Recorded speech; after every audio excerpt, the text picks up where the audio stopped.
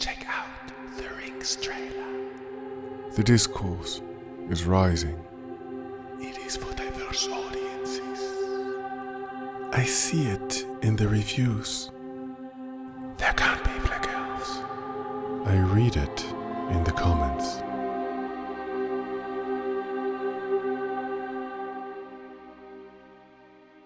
(1892). J.R.R. Tolkien was born into a world in which colonialism peaked. The two most devastating wars lurking around the corner. One he himself served in.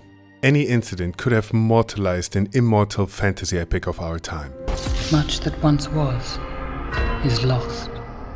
This didn't happen, of course, so Tolkien lived on to impact the fantasy genre like no one else did. But back in his time, European powers forged a structure to control all colonized lands.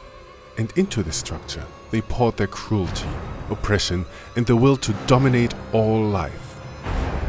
One race, to rule them all. Though Tolkien always resisted that idea.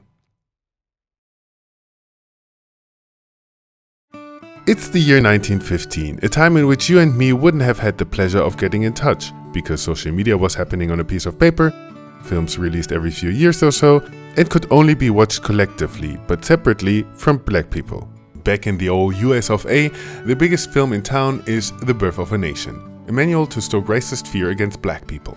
Savage imagery and more was depicted to establish the evil other who serve as enemies to our soldiers in bright hoods, the cape-wearing heroes, the Ku Klux Klan.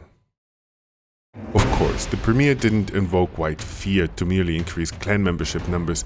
It skyrocketed in many towns. Everywhere it premiered. Unlike today, with permanent access to audiovisual media, in 1915, access was limited. This made it possible to push new angles to old ideas, but also making it possible to study the impact this movie had on Klan's membership numbers. On the other hand, it illustrates how racist media sentiments was at that time. In fact, these racist depictions were so common that I'm more surprised by Charlie Chaplin never having performed in blackface than if he would have. Yes, blackface appears in the background of Chaplin's films. However, in contrast to Birth of a Nation, Chaplin's films do not aim to evoke racist fears against black people through stereotypes. Is it still offensive? Yes, but essentially because it's associated with this. I'm just saying, this depiction was creating racism, while this was essentially influenced by racism and reproducing it. And while we may still look at them as simply being products of their time, we also need to acknowledge why the times had to change. And though this is US media, British media, especially war propaganda, shifts in tone to a more colonial approach of supremacy rather than a social one. Tolkien's portrayal of the fair-skinned races in Middle-earth as good and black people as hostile reflects pre-World War British attitudes. While the British were keenly aware of their own ethnic diversity, they had a vague and generalized perception of black people, largely due to their colonial background. And while you may see Tolkien's stance on race rather progressive for its time, their works are still products of said time. So instead of focusing on his personal views and intent, we may explore how the racial depictions of his time are found in his work and what impact it has on its reinterpretations in Jackson's trilogy. But before we begin, let me remind you, I am not trying to rob you of our favorite fiction. I want to enjoy it with you, together. So, that being said, do you want to talk about the elephant in the room? Wow, okay.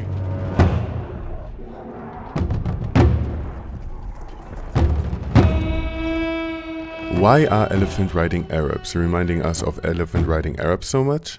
It is because they are. Dogwhistles, aka racial coding, is the gaslighting cousin of Birth of a Nation's Blackface. It's a non-racist camouflage of racist stereotypization of political rhetoric. Not talking about people of color, but connecting the stereotypes about them to them, whistling in a frequency that only our subconscious prejudice will receive. Oh, it's a dog whistle. I've always wondered what that sounds like to you. The beauty about Dogwhistles is when someone gets accused of racism, they can parry any resulting outrage by playing dumb, refusing to see the supposed connection between their comments and race. Basically always deflecting with, why are you making it about race? Maybe you are the racist. When we translate this concept to fiction, we notice that the good races are white. The men of Rohan and Gondor being white, the Hobbits white, the elves are Taylor Swift concert level white, and the dwarves are here too. All these factions are mainly represented through our heroes. Now these guys are soldiers, right? And what do soldiers need? Hats, camouflage. Miss Kegel? Enemies, sir. Enter the Haradrim. Their similarity to real ethnicities is as subtle as an elephant dressed in tall.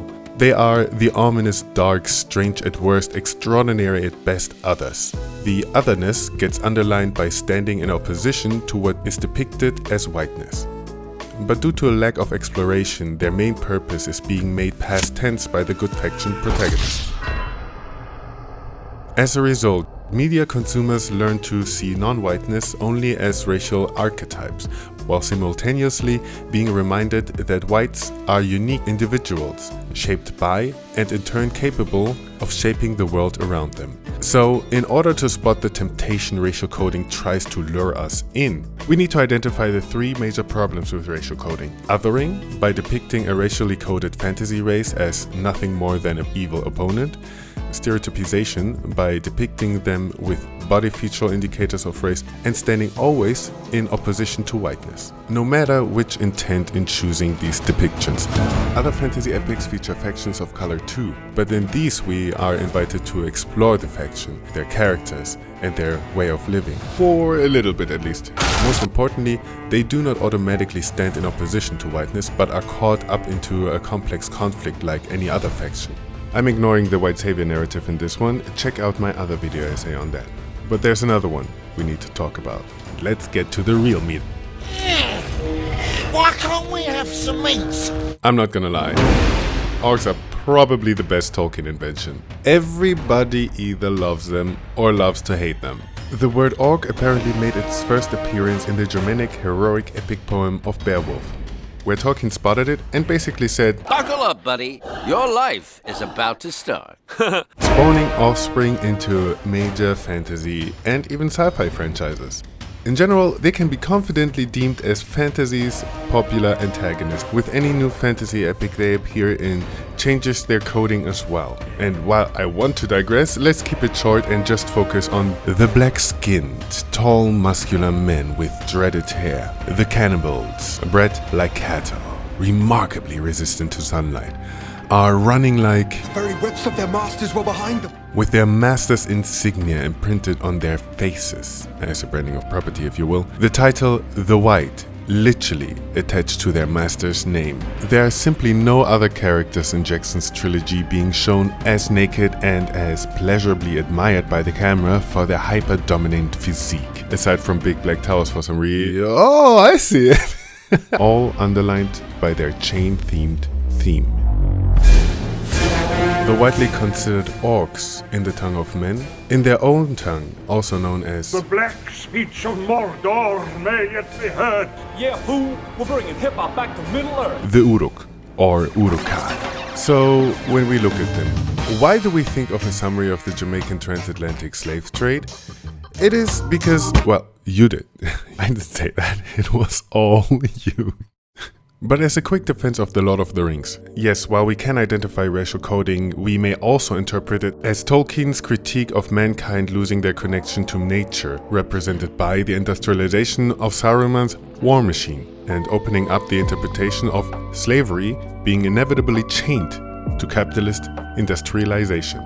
Ishun argues slavery being the key ingredient of modernity. So the depiction of Uruks might reflect Tolkien's war experience. Nonetheless, due to our evil races being either worn-out copies of real-life ethnicities or a summary of stereotypical monsterizations of black people throughout history, banters to our subconscious prejudice. The racial coding becomes even more evident due to the good races being all white in opposition to the barely explored dark-skinned races. Though Tolkien does not intend it to be an allegory for anything, But it doesn't. does not change the fact it may be used as such.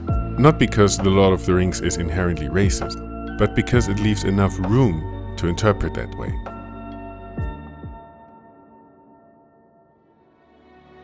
I wish the ring had never come to me. I wish none of this had happened. So do all who see such times. But it's not theirs to decide. All you have to decide is what to do with that information you've been given. Because racism is tricky. It made its way through a long line of media, influencing the creators of the next generation, influencing eventually me and you. As much as art can influence its time, it is influenced by it. Meanwhile, art always stands as a marker on how our society progresses from there, and thereby how we understand us as a society today. The Lord of the Rings is a fictional product of its time. Maybe, and even probably, the best one. And while we certainly can and should continue enjoying it as such, it doesn't mean that we have to carry its outdated depictions into its reinterpretations of our time. Because the way we imagine anything is always a representation for how we perceive everything. My question isn't if Tolkien or fantasy is racist or not. My question is, can we imagine fiction without racial stereotypes? And by extension, is it even possible to imagine our reality that way? So, let's do one more step together, further toward an inclusive fiction than we've ever been before. But dear God, not this one. And maybe, just maybe, a reality too.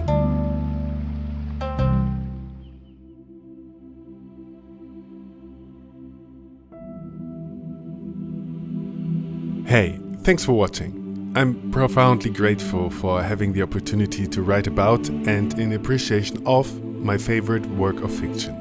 I wanted to include how racial coding made it into other fantasy adaptations like Warcraft, but I already feel my professor pointing at her watching this. So I'm preparing a second part about Greenface in World of Warcraft. In part 3 of the Race Trilogy, we will be looking at the suspension of disbelief and why there can't be black elves in the Rings universe, as well as the discourse around it. I'm looking forward to see you there.